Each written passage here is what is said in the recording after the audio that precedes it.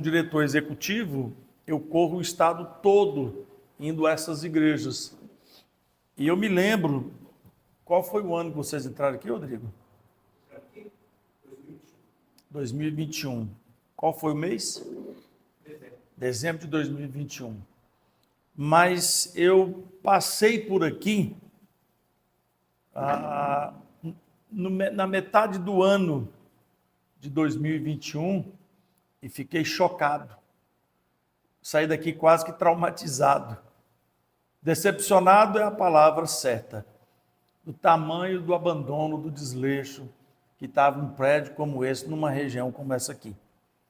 E eu orei e disse, Senhor, nós vamos partir para uma batalha grande, mas nós vamos recuperar esse prédio aí para a glória do teu nome, né? E eu acabei ficando famoso aqui na cidade, fui parar no jornal da cidade e tudo. Acho que eu vou até vir para cá me candidatar a vereador, vai que dá certo, né? E perseguições, enfrentamentos, e no final eu venho aqui e vejo a igreja como nós sonhamos que queríamos ver. Reformada, pronta para receber vocês, em segurança, com qualidade. Nós não priorizamos templos grandes, numerosos, mas a gente prioriza templo, seja ele do tamanho que for, bem feito, bem arrumado, bem organizado, com segurança e qualidade para receber todo mundo. Primeira coisa que eu quis ver quando eu cheguei aqui foi a calçada de entrada para a igreja. Porque se ela não tivesse arrumada, o Rodrigo ia, como diz no ditado goiano, ia sambar. Porque foi o que mais me indignou aqui, foi a calçada de entrada. Como é que uma pessoa idosa entraria numa calçada toda arrebentada, toda estourada? A primeira coisa que me interessava ver era a calçada. Já vi, estou satisfeito, tenho certeza que o resto está tudo ok. Então eu louvo muito a Deus pelos 5 anos de vocês. A gente tem acompanhado essa trajetória de vocês aqui já durante esse período todo, né? A gente acompanhou a chegada do Rodrigo, da esposa, os filhos. Já estive com eles na casa deles, acho que umas 2 vezes, talvez, ou 3. Mas aqui com os irmãos é a minha primeira vez. Hoje eu fiz uma manobra para estar aqui. Eu terminei o culto ao meio-dia, meio-dia e 15 eu vim para cá, para poder chegar a tempo, mas pegamos um trânsito até chegar em Itajaí. O que era para fazer em 30 minutos, fizemos em 1h30, quase 2, na verdade. E depois aqui, não sei porquê, numa entrada que tem aqui, não sei se é comum, mais um tráfego horrível. E conseguimos chegar. Amanhã vou estar em São Joaquim. Eu saio daqui 6 horas da manhã para estar até 10h30 da manhã em São Joaquim. E depois de amanhã eu volto para Guaramirim. Então é por isso que, em virtude desta virada de agenda, eu não consigo ficar, às vezes, muito tempo num lugar só. Mas era para estar com vocês domingo passado, né? Tinha bolo. Hoje não tem bolo, né? Tem? Ah, muito bem. Domingo passado dizia o pessoal lá em Florianópolis que eu estava dengoso, porque tinha dengue, né? Diz que quem tem dengue fica dengoso, então era o meu caso. Meu e do pastor Roque, que a gente é tão parceiro que a gente pega essas coisas junto. E já vencemos, porque eu disse que nós não fomos pegos pela dengue, nós que pegamos. Então quem pega domina, resolve o problema e uma semana acabou. Então eu peço desculpa para os irmãos, eu sei que foi divulgado, tinha um cartazinho na internet, mas eu não tinha condições de vir. Enquanto vocês estavam aqui cultuando e adorando a Deus, eu estava debaixo das cobertas. E com frio ainda, isso que era pior. Mas graças a Deus vencemos essa etapa. E ver vocês aqui, irmãos, é uma alegria muito grande, muito. E tenho certeza que é um projeto de Deus e que Deus prosperará esta igreja cada vez mais. Eu gostaria de fazer uma oração nesse instante de gratidão a Deus por tudo que nós passamos para chegar até aqui, termos chegado, cumprindo a vontade soberana de Deus. Acho que o mais importante para uma igreja é compreender que tudo depende da soberana graça de Deus.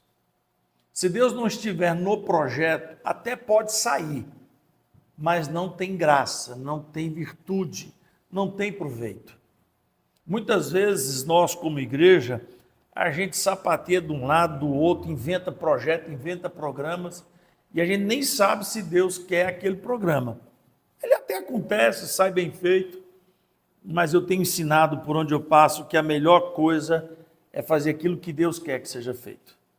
E estar aqui, cuidar deste prédio, trabalhar com vidas, levar o Evangelho do Senhor Jesus na cidade de forma pura, cristalina, santa e bíblica, é o que Deus quer. Podem seguir, que não há dúvida nesse sentido. Então eu quero fazer uma oração de gratidão a Deus, quero que você feche seus olhos. Pai Santo, nós te louvamos por esse momento. Te louvamos, Deus, porque alguns anos atrás, tudo muito obscuro, tempestuoso, problemas de todos os lados, mas o Senhor deu uma visão, o Senhor determinou, o Senhor traçou uma diretriz e nós, em submissão e obediência, nós caminhamos. Mesmo que obedecendo, foi doloroso, foi sofrido, mas hoje nós vemos a recompensa de ter feito a tua vontade. 5 anos, Pai, é uma igreja engatinhando. Coloca ela de pé, com alimentação robusta, para que ela, de forma varonil, intrépida, avance por esta cidade. E queira o Senhor, aprove o Senhor, que este templo fique tão pequeno que tem que ser derrubado para fazer outro. Porque aqui pertence ao Senhor. Ninguém aqui está preso, ó Deus, a paredes, a patrimônio. Nós estamos presos na tua vontade, no desejo do Senhor e no querer do teu Espírito. Obrigado, Pai, por esta noite, pela vida do pastor Rodrigo, da sua família, dos irmãos que estão aqui envolvidos nesse projeto, Pai. Que o Senhor possa multiplicar as pessoas que aqui estão. Que o Senhor possa, ó Deus, triplicar tudo que está acontecendo aqui, para que o teu nome seja de fato glorificado. Assim nós te louvamos e bendizemos em nome de Jesus. Amém. Amém? Então, muito bem. Irmãos, eu quero pensar com os irmãos aqui um tema. Nós não vamos inventar muita coisa, não é preciso. Eu sei que vocês são muito bem ensinados, muito bem doutrinados aqui. Mas uma coisa que eu particularmente tenho percebido, e com o passar do tempo isso vai ficando mais grave ainda, mais acentuado, como nós temos perdido a visão, a compreensão de como Deus age. Deixa eu ver se eu consigo deixar mais claro. Nós estamos tendo dificuldade, falta de sensibilidade de compreender quando algo que está acontecendo é o mover de Deus. Isso faz com que a gente não compre o projeto, não compre a ideia, não entre naquele processo, ou faz com que a gente fique contra, lute e não esteja a favor. Agora, quando nós temos uma sensibilidade de compreender a forma de Deus agir, as coisas mudam completamente. É claro que, considerando as nossas diferenças culturais, as nossas diferenças de gerações, né? Que aqui nós temos desde a geração alfa até a geração baby boomers, quer dizer, nós estamos num caminho aqui bem heterogêneo, né? Agora veja bem, eu posso olhar para uma realidade da ação de Deus de uma maneira e compreender daquela maneira, e você pode olhar e também compreender, mas da sua maneira. Ainda que a gente compreenda de forma diferente, não quer dizer que não estamos compreendendo, mas a minha preocupação é quando não conseguimos compreender. E talvez um dos maiores problemas hoje seja a forma de vida que estamos levando. Não sei se aqui em Canoinhas é assim, mas as pessoas estão vivendo dias muito agitados, correndo muito, trabalhando demais, cada vez buscando mais serviço, mais hora extra para pôr mais dinheiro, porque na verdade está gastando mais também, né? As pessoas não têm tempo para a família, para a igreja, enfim. A gente vai ficando numa roda de ansiedade tão grande que ficamos desencorajados para grandes desafios com Deus. Agora, quem completa 5 anos não pode pensar que já cumpriu o seu mandato, que já fez o que tinha que fazer. Porque se eu estivesse aqui comemorando 50 anos, ainda a igreja não tinha o direito de dizer, bom, já cumprimos nosso dever. Também não teria. Agora, quem é que biblicamente teve uma visão muito clara da maneira como Deus age, da maneira como Deus trabalha, qual é o projeto, qual é a forma de Deus, no meu ponto de vista, o apóstolo Paulo? Eu gostaria que você abrisse a sua Bíblia num dos versículos mais conhecidos do cristianismo, Romanos 8, 28. Todo mundo conhece esse versículo. Se você não conhece, hoje você tem que sair daqui com ele na mente. Grandes homens ao longo da história se converteram a Cristo estudando a carta de Paulo aos Romanos. O capítulo 8 e esse versículo 28, ele tem uma peculiaridade impressionante. Primeiro, eu vou ler o versículo e quero que você acompanhe o meu raciocínio. Sabemos que Deus faz com que todas as coisas concorram para o bem daqueles que o amam, dos que são chamados segundo o seu propósito. Veja bem uma coisa, o apóstolo Paulo está dando uma ênfase nesse versículo de autoconhecimento. E a pergunta que você precisa fazer como igreja, como cristão, é se você está na visão de Paulo. Você ainda está procurando compreender o que tem acontecido na sua vida, o que tem acontecido na sua casa, na sua família, ou você já está como Paulo? Bom, eu estou vivendo um momento bom, ou ruim, ou fácil, ou difícil, não sei, mas sei que Deus faz com que tudo concorra para o bem.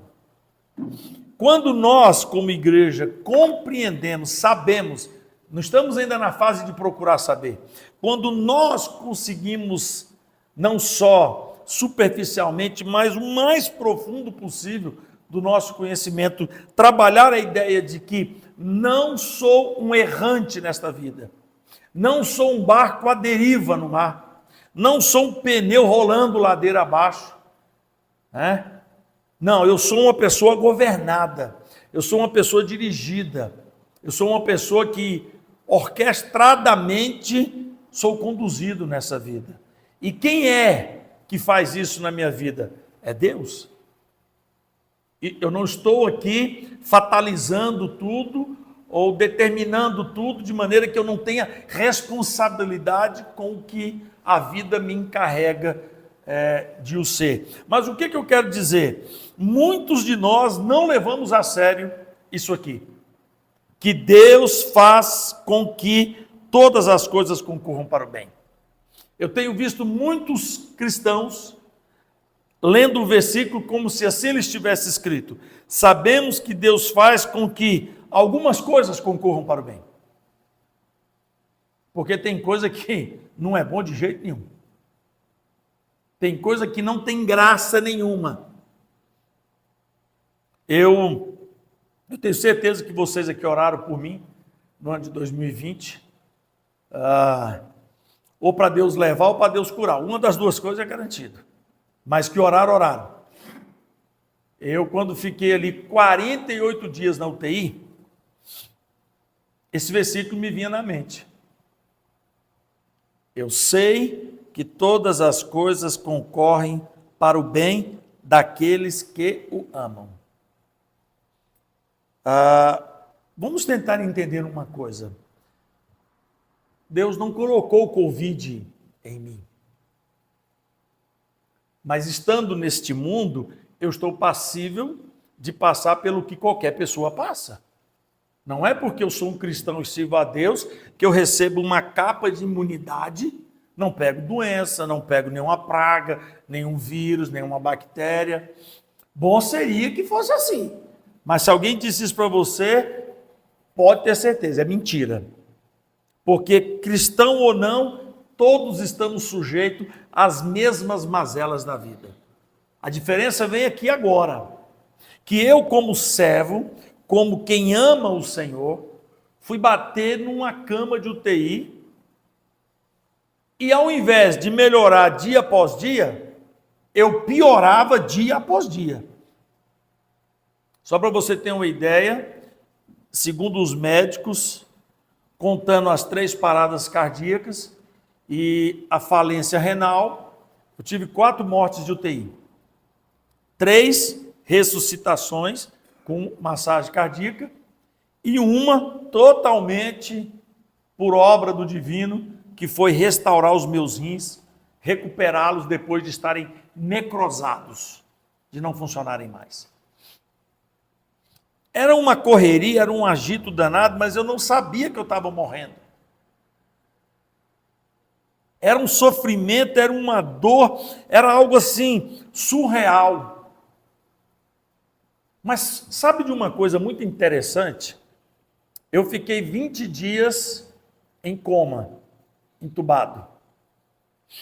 Quando eu saí do coma, eu não mexia nem um dedo. Eu não falava nenhuma palavra. Eu era um prisioneiro dentro do meu próprio corpo.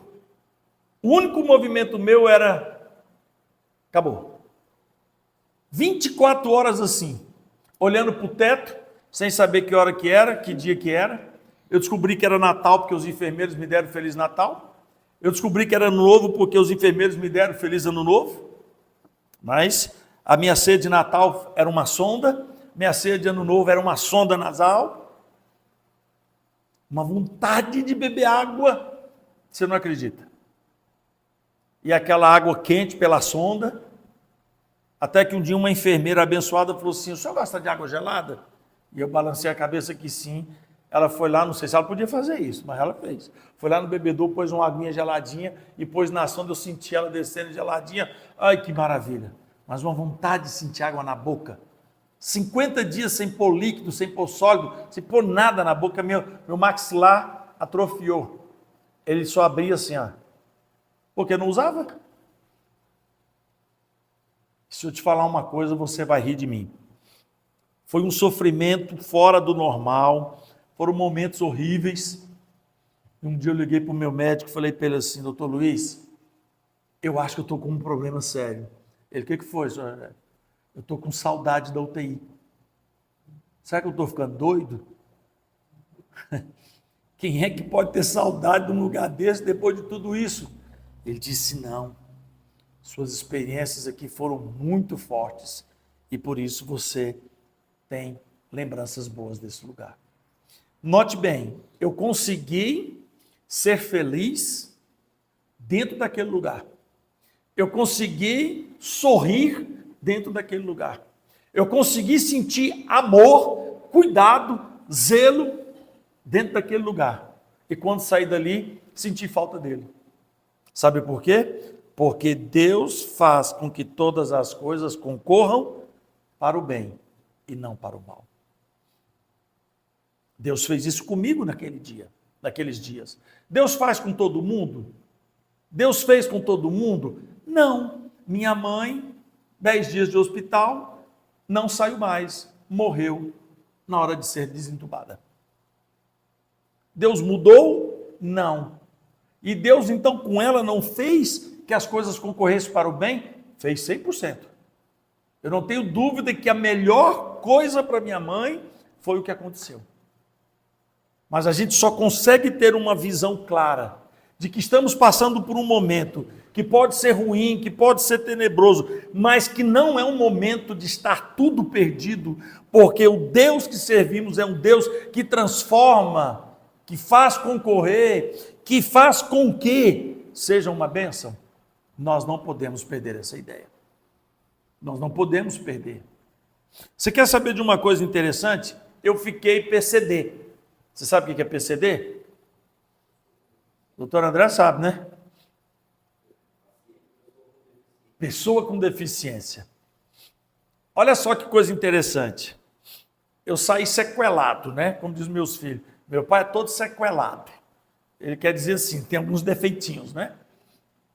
A minha parte cognitiva não está muito mal. Mas se eu estiver conversando com você, se você estiver me contando uma história e chegar alguém no meio do papo e cortar o assunto, eu corro um risco de perder o fio da meada. Tem que lembrar um pouquinho o que estava conversando. Os pulmões ainda não estão 100%. O que é bom que me proíbe de fazer esforço, então tem que pôr os outros para fazer. Não é nem porque eu não quero, é porque o médico proibiu. Então está claro. E tem um problema no pé direito, que é chamado aí pelos médicos o passo equino. Ele não dobra mais, ele anda igual um cavalo, vai jogando para frente. É feio, né? Falar assim, mas é isso aí mesmo. Aí quando depois, você não tem noção que eu gastei para esse pé de cavalo virar pé de ovelha de novo. Vi de tudo. Não teve jeito. Aí cheguei no especialista, ele vira para mim e fala assim, pois é, eu tenho que falar um negócio para o senhor, Rogério, porque o senhor é um homem muito dinâmico, muito forte, né? Mas assim, tem momentos na vida que a gente tem assim, umas dificuldades, e ele numa dificuldade de falar, eu virei para ele e falei assim, o que é, doutor? O senhor vai falar que eu fiquei aleijado? Ele falou, pois é, rapaz, é por aí mesmo. Eu vou mudar a palavra, você ficou deficiente. Você ficou agora portador de uma necessidade especial. Eu falei, tá bom. Isso quer dizer o quê? Meu pé não volta mais? Não, não volta. Você agora é deficiente físico. Aí eu pus a mão na cabeça assim, pensei, caramba, não vou jogar mais futebol? Embora eu nunca joguei, nunca prestei, ninguém nem me queria nos times. Eu só jogava porque o meu tio sabia que eu era ruim e todo Natal ele me dava uma bola de presente. Eu era o único da rua que tinha a bola. Então, para pegar minha bola e jogar, tinha que me escolher para um dos times. Mas pensa, eles escolhiam todo mundo quem ficava para o final. Eu. Mas eu não vou poder mais fazer uma série de coisas? Não. Mas, doutor, o senhor vai me dar aquela carteirinha de deficiente? Claro. Então, fechou. Fechou. Agora eu pego meu carro, paro na porta do mercado, paro na porta do shopping, não tenho que ficar procurando vaga, entro de boa. Tudo. Eu falei, doutor, beleza. O senhor preenche um papel aí para mim que eu quero o desconto do carro também agora. Agora, para mim, é outra etapa. Veio, aconteceu. Agora eu quero transformar isso com Deus para que concorra para o meu melhor. Eu não posso gastar os meus dias de vida murmurando porque perdi um pé. Teve uma irmã que falou para mim assim, pastor, vamos orar para Deus devolver seu pé? Eu disse, você até é doida. Deus me ressuscitou 3 vezes na UTI, restaurou meus rins, aprove a Ele que o meu pé ficasse assim. Você quer que eu vá a Deus pedir um pé novo? Vai que Ele me dá com os pés. O que eu vou fazer depois? Deixa o meu pezinho assim ruim. Mas nós não temos esse hábito constante. A gente seleciona o que concorre para o bem e o que não concorre para o bem. Sabe de uma coisa? Você não tem noção como ficou fácil para eu pregar o evangelho depois do Covid. Depois de 52 dias de internação, depois de 48 dias de UTI, depois de 90 dias de paralisia, 50 dias sem falar uma palavra, a minha vida como pregador ampliou de uma forma extraordinária. Porque é só eu fazer assim, tá vendo? Eu fui entubado. Aí o cara fala, ué, o que foi? Pronto, acabou. Já era para ele. Eu vou pregar para ele tudinho o que aconteceu e o milagre de Deus. Recentemente eu fui ao Morro de São Paulo, alguém conhece? É Morro de São Paulo, mas fica na Bahia. Lá um lugar maravilhoso, bem familiarzinho. Você chega num dia, no segundo ou terceiro dia, o povo já está te chamando pelo nome na rua. E lá não anda carro. Carro não anda nas ruas de lá. Só um quadriciclo que tem uma cabine atrás, que é uma ambulância. E eu achei tão engraçado que eu fiz um vídeo da ambulância, porque era cômico aquilo. Aí no dia seguinte estava eu lá dentro levando minha esposa que teve um problema intestinal, lá vai nós da ambulância daquele negócio ali. Se eu não fosse crente, ia achar que karma era uma coisa verdadeira, porque eu debochei do cara um dia, no outro eu estava andando dentro dela, uai, que coisa horrorosa. Mas o que eu quero dizer para você? Lá tem uns carregador de mala, que você para o barco aqui, caraca, você não tem noção do tamanho da ladeira. Quando eu vi a ladeira, eu disse assim, vou voltar para o barco, vou embora. Porque se eu tiver que puxar uma mala nisso aqui, aí o rapaz gritou assim, ô pai, deixa aí, pai, deixa aí. A gente leva tudo. Aí o cara jogou aquelas malas no carrinho e foi. Pá. Pronto. Aí eu comecei a fazer amizade com um, com o outro, tudo com o problema que eu passei na UTI. Chegou um dia que a Suzel vira e fala assim, bem, vamos embora. Aí o rapaz disse assim, ixi Maria, senhora, pere um pouquinho, deixa ele aqui mais um minuto. Sabe por quê? Porque eu consegui visualizar que o que aconteceu comigo, de alguma maneira, foi para o meu bem. Então agora eu tenho que aproveitar. Porque esse tempo vai passar. E até que outra coisa aconteça, eu não posso perder as oportunidades. Cristão que fica deprimido, abatido, frustrado, por causa de problema familiar, de problema conjugal, problema com os filhos, problema financeiro, problema de saúde. Você pode ficar triste, você tem o direito de ficar triste. Você pode chorar, você tem o direito de chorar.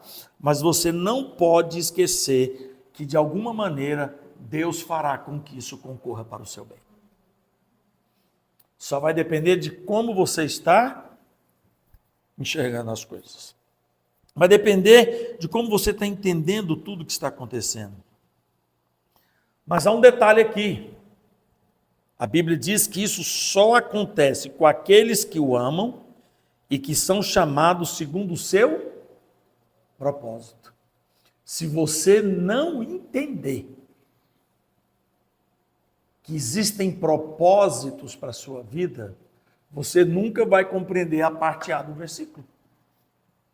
Se eu não entender que Deus tem um propósito na minha vida, porque a coisa mais engraçada nesse episódio que eu contei é que os médicos chegavam lá e diziam assim, o cara lá em cima ainda te quer aqui, assim que eles falam, né? Não sei o André, mas os médicos são quase tudo incrédulos. O André é melhorzinho? Tá bom. E eles ficam assim, com medo de falar milagre, né, André? Eles ficam com medo de falar assim, aconteceu um milagre. Eles ficam dando aquelas voltas, mas comigo não tinha jeito. Você já viu falar que os rins regeneram? Não. Aí o que o nefrologista vai dizer? Foi um milagre. Então, de vez em quando entrava um e falava assim, rapaz, isso aqui é um milagre. E eu estou ouvindo. Eu pensei, então, tem alguma coisa acontecendo. Aí entra um médico e fala assim, seu Rogério, ora por mim. Na hora eu pensei, é mesmo, eu sou pastor. Quando ele falou, ora por mim, eu lembrei que eu era pastor. Porque você não lembra disso quando você está de fralda descartável, sendo higienizado por outras pessoas, porque as suas necessidades são descontroladas, você não tem domínio sobre ela, com uma traqueostomia ligada num respirador, cheio de fio para tudo quanto lado, parecia o Robocop. Eu nunca lembrava que ali estava um pastor deitado naquela cama. Mas o médico me entra e diz assim, ora por mim. Isso só acontece com vidas cujo Deus tem um propósito. Como é que um cara na cama, no estado que eu estava, podia inspirar confiança na oração para alguém? Mas é porque não era eu que ele estava vendo. Ele estava em mim, vendo um Deus agindo como ele, médico, nunca tinha visto. Portanto, você precisa entender que as coisas só concorrem para o bem para os que são chamados, para aqueles que o amam e que ele tem um propósito, porque o propósito final é que o nome dele seja glorificado. Eu não falava. Quando ele me pediu para orar por ele, eu não falava. Eu só fazia, eu gesticulava, não seria gesticular, eu fazia comunicação labial. Né? Balbuciado. Não, nem isso, não saía som nenhum. Eu só ficava assim. Você não tem noção do meu desespero, porque eu gosto mais de falar. E eu não falava, eu pensava assim, vou ficar sem falar, estou ferrado. Eu também não andava, mas eu não tinha medo de ficar sem andar. Eu tinha medo de ficar sem falar. Porque até sem andar o cara fala. Agora, sem falar não adianta estar andando, né? Aí eu falei, não, eu quero falar. Aí eu falei, mas tinha uma enfermeira que era uma coisa impressionante. Parece que ela tinha um dom. Ela lia os meus lábios. Então, toda vez que um médico ou alguém vinha conversar comigo, levava ela. E ela não ficava assim olhando, assim. Eu estava dali da parede, olhava para mim, ó, ele disse isso. E era exatamente aquilo. Aí ela dentro do quarto, eu respondi para ele com os lábios, eu não falo. E ela disse, doutor, ele disse que não fala. Eu disse, não posso orar. Ele disse, ele não tem como orar. Sabe o que o médico falou para mim? Ele não é cristão. Não vou dizer do que ele é, porque não tem nenhuma relação com o fato, mas ele é bem do oposto do que nós cremos, muito distante. Sabe o que ele falou para mim? Não precisa dele falar. Eu tenho certeza que o Deus dele ouve ele. Naquela hora, foi como se Deus falasse assim para mim, entendeu?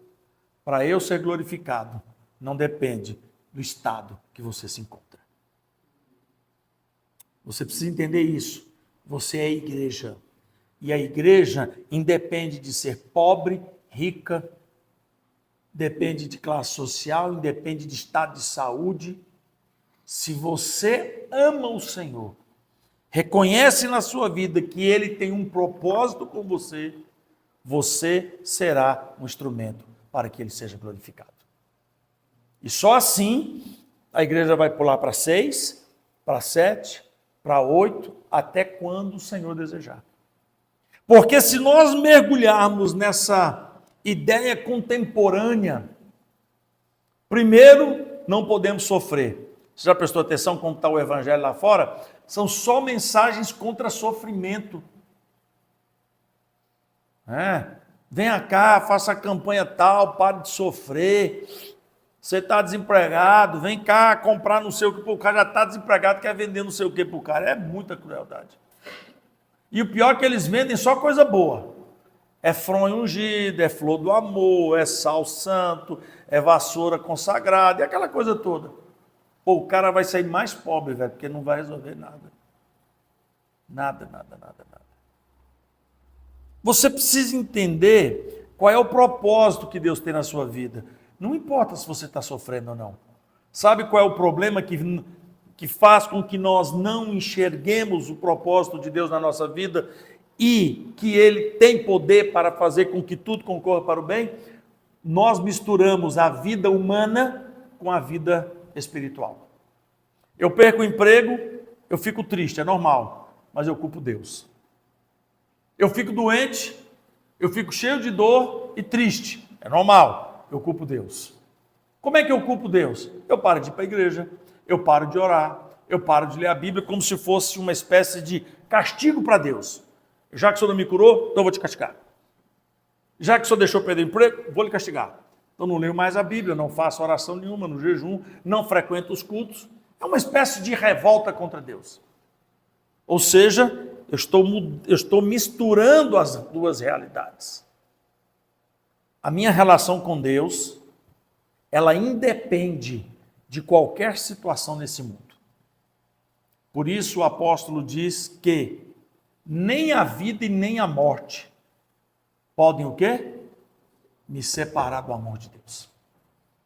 É inaceitável que a gente se aceite ser engolido pela teologia deste século, de que o crente não pode sofrer, que o crente tem que ser rico, milionário, próspero, que Deus dá isso, Deus dá aquilo. Eu não duvido de nada disso, eu só não creio que isso seja a minha regra de fé.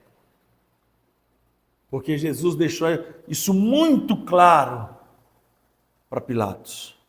Meu reino não é deste mundo, daqui eu não sou.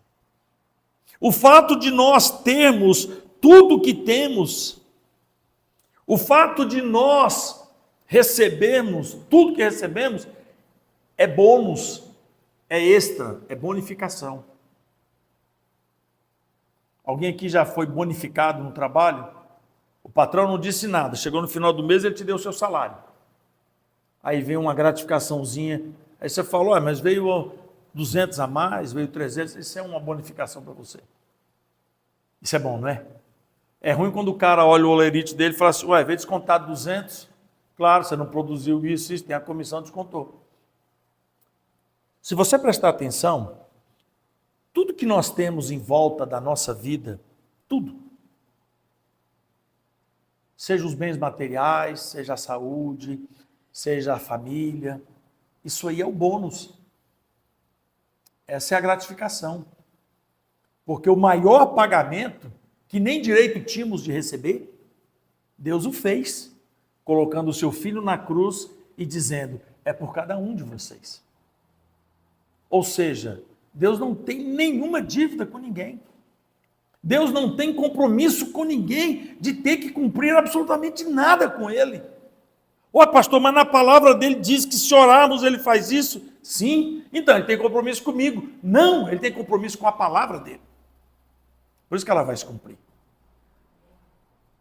Deus não vai fazer algo por você porque ele está intimidado com um compromisso feito. Deus faz o que ele faz, quando ele quer, como ele quer, da maneira que ele quer e por amor à sua palavra. Então não é justo que nós percamos a alegria, a esperança e o gozo, por qualquer razão que nos aflija neste mundo. Hoje eu estou alegre de vir aqui, vendo a igreja aberta, vendo os irmãos se reunindo, mas em outro tempo eu estive aqui para pegar as chaves da igreja fechada. O que leva um grupo a ser dizimado e um templo fechar suas portas? Um lugar que um dia glorificou a Deus, um lugar que um dia entrou dízimos, ofertas, houve casamento, tivemos batismo, tivemos uma série de coisas, de repente, aquilo vai regredindo, e fecha-se as portas e acabou. Deus morreu? Não. Mas os que ali estavam perderam a alegria, a esperança e a paciência na tribulação e não perseveraram na oração. Tem que acabar. Se você não quer que a igreja fique nos 5 anos, eu vou ler para você o versículo 12. Capítulo 12. Versículo 12.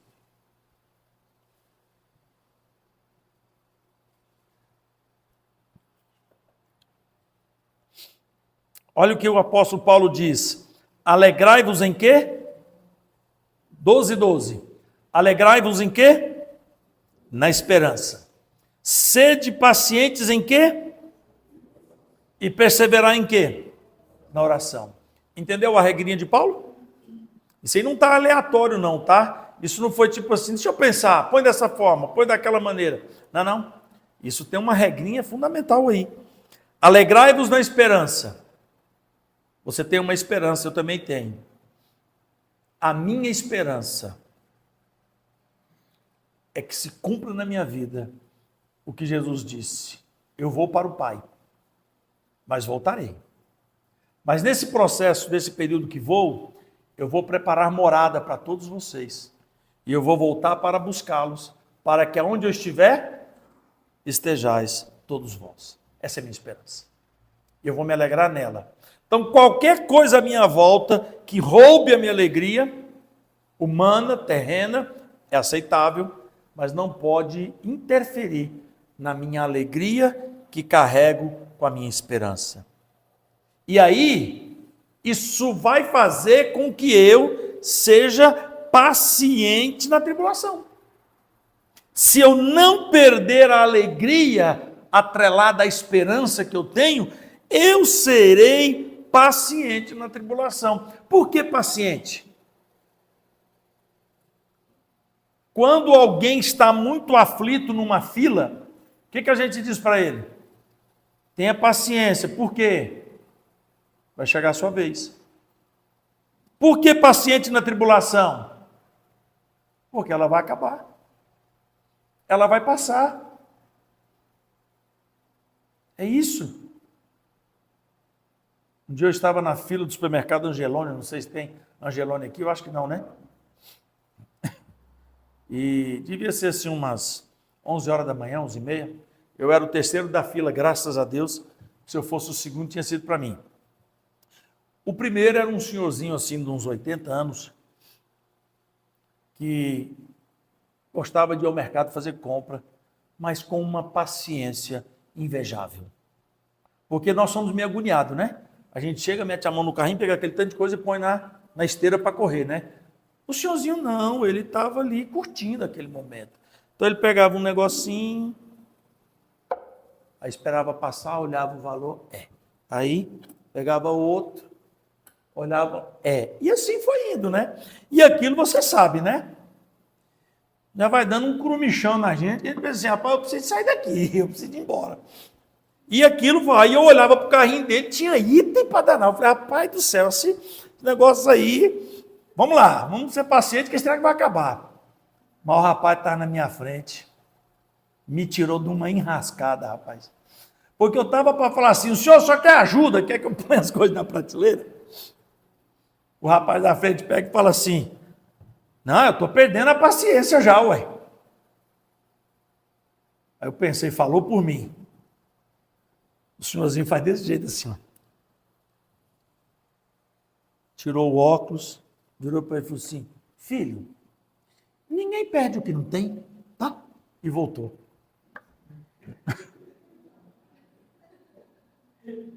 Eu pensei assim, rapaz, era para mim.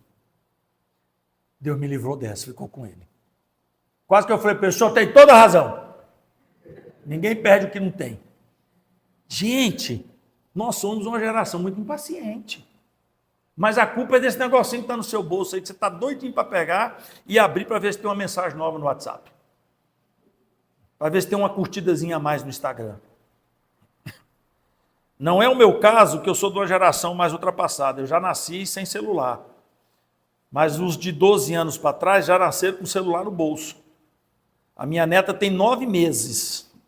E ela faz assim com o dedinho para ir no meu telefone. Ninguém ensinou para ela, não. Mas ela já sabe, porque ela está acostumada a ver. E ela vai com o dedinho certinho. Agora, essa galera aí mais nova, se eles baixarem um aplicativo, bom, bacana, esse aplicativo que eu quero, clicar nele, ele demorar 2 segundos para abrir, ele deleta o aplicativo. Está comprovado uma pesquisa que se o aplicativo não abrir imediatamente, ou não abrir em 1 segundo, a tendência é que ele seja deletado do smartphone. Porque a pessoa vai dizer assim, está demorando muito. 2 segundos. Se ele passar de 2 segundos, ficar ali, porque eu sou daquela geração que quando ia ligar a internet, aproveitava o horário de tomar banho. Alguém pegou isso aqui? A gente ligava na internet e já ficava. Como é que era o barulhinho? É isso aí, ó. Tem gente antiga aí também, está imitando a internet. A gente ligava, ia tomar banho, para aquilo ficar girando, girando. Quando você voltava, dá para escovar os dentes ainda, voltava. Quando você voltava, ainda dá um cafezinho. Até que, bum, abria. Aí você ficava feliz, né? Sentava, ia fazer um trabalho da faculdade, aquela coisa toda, com aquele Word todo quadrado. Agora, a geração de hoje, meu Deus, a internet é assim, ó. Pum. Se ela trava, o cara pega o celular e vai na loja. Ó, meu celular está com problema. Está gastando 3, 4, 5 segundos para acionar a internet. É a geração imediatista, apavorada. Isso está contagiando toda a sociedade. Portanto, como crentes, não podemos entrar nesse rumo, porque se perdermos a paciência na tribulação, a tribulação vai ganhar de nós. A tribulação vai nos vencer. Para eu vencer as tribulações da minha vida, eu preciso ter o quê? Paciência. O que significa isso? Não murmurar, não reclamar, não se irritar, não se revoltar, não fazer aquelas perguntas bobas. Por que eu? Por que comigo? Ué, porque é com todo mundo. Eu acho assim, uma das frases mais icônicas que eu vejo é quando alguém num velório fala assim, olhando para o morto, mas por que comigo? Ué, porque vai ser com todo mundo. Ninguém avisou para você que um dia o seu pavio vai apagar? Só que deixa eu dizer uma coisa para você. Agora eu vou dizer o que eu penso. O pavio quem acendeu foi Deus. E esta velhinha que nós somos, um dia ela vai apagar. E o dia que vai apagar está no calendário de Deus.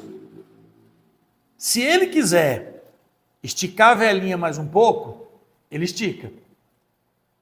Mas se a velhinha estiver demorando demais para derreter, Ele também pode derreter mais depressa. Mas só Ele. Eu não posso antecipar o derretimento da minha velhinha. Porque isso é rebeldia diante de Deus. Porque eu tenho que esperar nele, independente de qualquer situação que eu esteja vivendo. Tente entender uma coisa, não existe nada mais importante, mais nobre, mais valioso neste mundo do que a sua vida. Que Ele te deu. Pense isso, o Pai te deu uma vida e não se repetirá. E o mais interessante, você é o único da sua espécie. Já imaginou isso? Pede para achar alguém com DNA igual ao seu. Não tem. Pede para achar alguém com a íris igual à sua. Por isso que existe já a leitura hoje nos aparelhos pela sua íris, pela digital. Meu celular está aqui, pode pegar. Se ele abrir com o olhar de algum de vocês, eu dou ele de presente. É melhor não arriscar.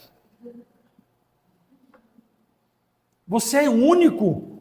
Como é que você pode se permitir perder a alegria, não ter mais esperança, perder a paciência, aceitar a tribulação te dominar, se você é um ser único nesta terra, presenteado por Deus para ser preparado para algo ainda muito maior, muito melhor e mais glorioso? Mas aí o segredo está na parte final desse versículo. Ele diz assim: perseverai em quê? Na oração. Bom, o pastor de vocês é o pastor Rodrigo, talvez ele tenha que ter bastante jeitinho para falar. Graças a Deus não é o meu caso, né? Eu vou embora daqui a pouco, né? O povinho que está sem vergonha hoje em dia é os crentes para orar. Eu não sei aqui, talvez aqui seja diferente, né? Mas não estão gastando mais nem 10 minutos por dia em oração. Eu vou fazer uma perguntinha básica para você. Se o crescimento do Evangelho, se a expansão do reino e a salvação de vidas dependesse da sua relação com Deus e do seu tempo de comunhão e oração, o que você pensa que seria? Não responda para mim não, pelo amor de Deus. Responda para você mesmo. Nós estamos tendo vida de oração? Estamos gastando tempo com oração? Estamos dedicando momentos para oração? Eu escuto crentes dizendo, eu não dou conta de orar, eu não tenho o que falar. E o cara, o maior linguarudo, velho, passa o dia inteiro falando no WhatsApp, no Instagram, em tudo quanto é lugar. Será que eu não tenho tempo ou eu não estou perseverando? Porque a oração ela é um exercício. Quanto menos você faz, menos você vai estar preparado. É simples assim. Sabe de uma das sequelas que eu saí do Covid? eu emagreci 38 quilos em 40 dias. Foi a melhor parte da história. Eu era louco para fazer uma bariátrica que fiz no Covid. Perdi 38 quilos. Só que o Covid foi sem vergonha. Primeira coisa que ele comeu ali na UTI foi toda a minha massa muscular. Aí depois, não tendo mais nada, comeu gordura, né? Paciência, não tinha outra coisa. Foram 38 quilos em 40 dias, quase 1 quilo por dia.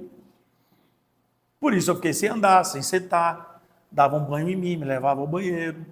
Meus filhos me carregavam para um lado, carregavam para o outro. Eu vivia chateado porque eu não tinha filha. Eu era louco para ter uma filha. O dia que eu fiquei paralítico do Covid, eu falei, graças a Deus eu só tenho filho. Porque como é que essas meninas iam me carregar? Eles me carregavam para um lado, me carregavam para o outro. Gente, foram 90 dias assim. Cadeira de roda. Eu saí sem musculatura. Hoje, eu brinquei no início, né, que eu não posso fazer esforço físico e tal, que o meu médico explicou para mim, o seu organismo colapsou. Então ele não está mais treinado para administrar o uso da força. Quando você vai usar, ele usa tudo. E aí você fica o quê? Desfalecido. Tem momento que eu deito com o corpo sentindo meio febril, com dores, sonolência de algum esforço físico que eu fiz. Meu corpo não está mais preparado. Eu saí com zero de musculatura e fui começando a recuperar devagarzinho. Talvez não zero, né? Um pouquinho sobrou ali. Agora o que é que eu preciso fazer? Eu preciso ingressar num processo de exercício diário. Não pode ser uma coisa brutal de uma vez. Eu tenho que ir devagarzinho até o meu corpo se reorganizar e voltar a funcionar. Assim é a oração. Se você tiver muito tempo sem orar, você já entrou em colapso. Você agora precisa começar todos os dias a orar um pouquinho. E não pode ser a oração do café da manhã, do almoço, do jantar e de dormir. Porque essa oração até os pequenininhos em casa já decoraram. Senhor, obrigado por esse almoço. Que nunca nos falte e que o Senhor abençoe aqueles que não têm. Além da gente só ser egoísta, porque está preocupado que não falte para ter amanhã, ainda joga na responsabilidade de Deus os que não têm. Né? Ele, quando compra para ele, não compra para quem não tem. Ele fala, Deus abençoa quem não tem. E Tiago diz, isso é brincadeira. Falar para quem está com fome, vai embora e te vira, né? Não é aquela oração, seu Deus, obrigado pelo dia, que foi bom demais. Agora põe teus anjos em volta dessa casa aqui, para proteger para eu dormir. O cara quer uma segurança armada do céu para ele dormir. Não quer pagar seguro, não quer pagar alarme. Deus põe os anjos aqui que é melhor. Não, eu acredito em tudo isso.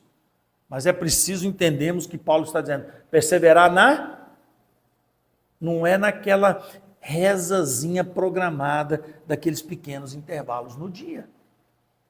Se você não encarar isso como uma necessidade, desculpa, você não vai ser paciente na tribulação.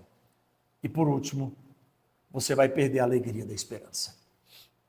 E amanhã, você corre o risco de ser como muitos que um dia tiveram alegria, hoje não têm. Muitos que um dia foram pacienciosos na tribulação, hoje não são. E muitos que eram perseverantes na oração, e hoje não sabem mais nem o que é orar. E aí não adianta você pensar que vai compreender que todas as coisas Deus fará que concorra para o bem. Quem não tem alegria na esperança, quem não tem paciência na tribulação e quem não persevera na oração, nunca vai encarar que o que ele está passando, um dia ele vai entender, foi bom. Nunca. Porque isso é uma coisa que só acontece com os que amam a Deus, o texto diz isso, e que foram chamados segundo o seu propósito. Você acredita que existe amor sem diálogo? Só se os dois forem mudos, mas ele pode fazer o diálogo dos sinais. Não é? A mulher fala assim para o marido, você não fala que me ama, mas você sabe que eu te amo. É? Meu bem, você nunca mais trouxe uma flor. Não, mas você sabe que eu já trouxe outras vezes. Isso aí cultiva o amor, né? Deixa a relação muito legal. O amor, ele carece de relacionamento, diálogo, conversa, uma relação, uma comunhão diária. Isso vai nutrindo o amor. Eu tenho 35 anos de casado. Eu sei que não parece pela minha cara jovial, mas são 35 anos. Eu era mais novo, foi o Covid que me desgastou. Eu converso bastante, ela também. A gente discute tudo, a gente interage em tudo, porque existe amor. Ela é chata, claro, toda mulher é chata. Porque todo homem é enjoado. É assim, é uma relação conjunta. Mas se fosse para ser igual, não tínhamos sido feitos diferentes. Né? Agora, como é que eu tenho coragem de dizer que eu amo Deus se eu não falo com Ele, não converso com Ele, não leio nada sobre Ele, não discuto nenhum assunto com Ele? E ainda tem a cara de pau de dizer, não, eu estou aqui em Romanos 8, 28. Tudo vai concorrer para o bem porque eu amo Deus. Eu não falo com Ele porque não dá tempo. O Senhor sabe, Deus, eu não converso porque eu não sou muito bom de palavras, né? Deus sabe, em casa, do time que você torce, do político que você não gosta ou gosta. Eu vi na última eleição o papelão da igreja, coisa mais feia que a igreja evangélica do Brasil fez nessa última eleição, virando partidária, subindo em palanque, brigando com os outros, até na internet. Deus não chamou a igreja para isso. Você quer mexer com política? Vai se candidatar. Mas arrastar o nome do evangelho para as redes sociais, abençoando um, amaldiçoando o outro, profetizando para um, desgraçando a vida do outro, que horror que a igreja fez. A igreja nos chamou para sermos discípulos. Deus nos chama para ser discípulos e não ativistas.